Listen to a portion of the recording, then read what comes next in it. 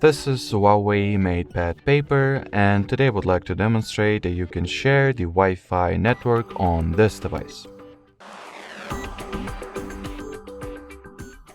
So to begin with, the fastest way to get to the Wi-Fi settings is by launching Control Panel, which you can do by swiping downward from the right part of your status bar, like that.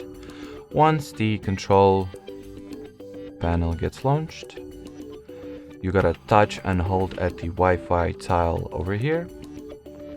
Next, tap at the network that you are currently connected to, assuming that that is the network that you wanted to share the password of.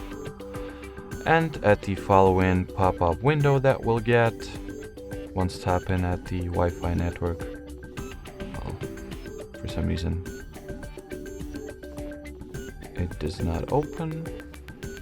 Oh, that's interesting. Alrighty, here it is.